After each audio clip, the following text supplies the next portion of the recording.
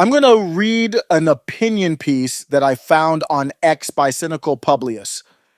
This article has stirred up a lot of discussions, especially among veterans. It's titled The Ignominy of Master Sergeant Timothy Walz, and it criticizes the Democrat vice presidential candidate Tim Walz for decisions he made during his military career. I'll read it word for word, so let's dive in. The last couple of days have been a whirlwind of controversy regarding the military service record of Democrat vice presidential candidate Tim Walz. My X account has seen the most traffic it has ever known as I have discussed this issue at length, and I thought it would be a good idea now to take a deep breath and kind of recap where we are at in this controversy. I know for sure that the veteran community is fired up over this issue, but I sense that many from the non-veteran community do not know what to think, given the competing arguments from both sides of the political aisle. I would like to share my own personal experiences and thoughts as a retired Army colonel and veteran of both Iraq and Afghanistan. What I hope for civilians to understand is this. The issue is not the number of years Walz served or when he submitted his retirement paperwork or what his final rank was, or even just as a standalone proposition, whether he ever went to combat. No, the issue is the unique and special position of trust he held when he decided to walk away from his soldiers, his unit, and his nation. I'll explain, but first, some facts. There are all sorts of facts and disinformation flying around on this matter. So I want to highlight the most basic and most important facts, ones that not even the most rabid Democrat can dispute. Walz served for 24 years in the Minnesota Army National Guard, retiring at the rank of Master Sergeant in E8 in the Army. In the spring of 2005, Walz was serving as the Command Sergeant Major, an E9 of the 1st Battalion, 125th Field Artillery, a Minnesota Army National Guard battalion that is part of the 34th Infantry Division. Also in the spring of 2005, Walz and his battalion received a warning order that the battalion would be deploying to Iraq. We know this because Walz's own congressional campaign told us at the time. See the link below from the Wayback Machine. Knowing that his unit was deploying, Walz nevertheless chose to retire from the National Guard in May of 2005 to pursue his congressional campaign. Serving members of the National Guard and the reserves routinely also serve in Congress and always have. Tulsi Gabbard is an excellent recent example. Walz did not necessarily need to retire to run for Congress. However, an Iraq deployment he might have instead chosen to participate in would in fact have prevented him from campaigning. Walz's retirement meant he did not fulfill a contractual service commitment he willingly entered into when the Army selected him to attend the United States Army Sergeants Major Academy. As a result, the Army reduced his official retirement rank from E9 to E8. These are facts. Now let's explain what was so egregious in what Walz did. So Walz retired when he was allowed to and ran for Congress instead. What's the big deal, right? Well, had Walz been some slug E8 holding down some clerical job in the 34th Infantry Division headquarters, counting his days until retirement, and he had opted to take a lawful retirement rather than go to Iraq, no one would care. But that's not what happened.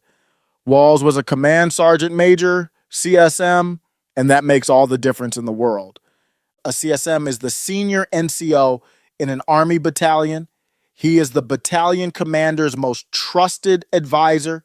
He is the standard setter for every other NCO and junior enlisted soldier in that battalion. All eyes are on him. He is as close to a god on earth as a soldier could ever be. The rank and position of a CSM is exceptionally hard to attain. Very few NCOs ever make it. More importantly, taking on the duties of a CSM is a sacred trust.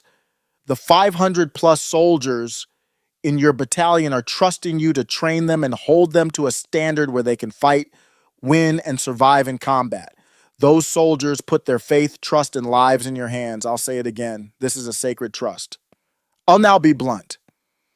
In the spring of 2005, Walz walked away from that sacred trust by abandoning his post when he learned of an upcoming Iraq deployment. He was a coward. He was a quitter. He placed his own self-interest over that of his soldiers.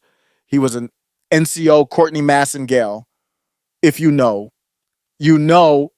It is at this point that I would like to share a relevant personal anecdote to explain what it means when a CSM walks away on the eve of combat.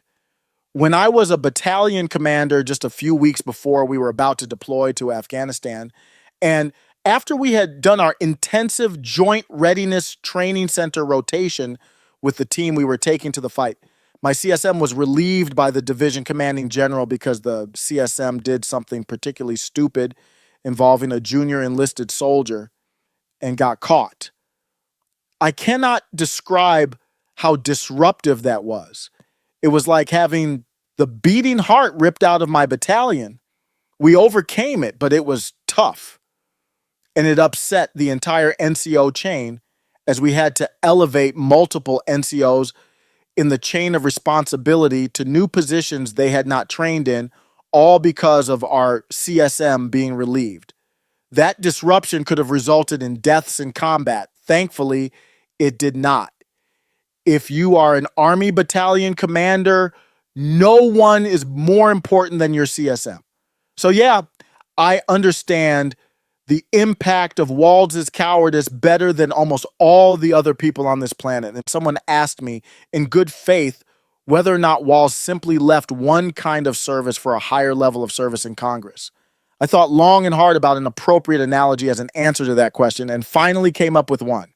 What Walz did is the moral equivalent of a mother dropping off her 5 preteen children at an orphanage in the dead of night so she could run for Congress. Yes, it's that bad.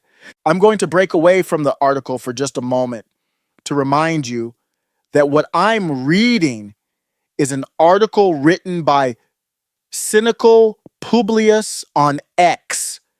This is their perspective on Tim Walz's military service and his political ambitions. Now, let's get back to the article.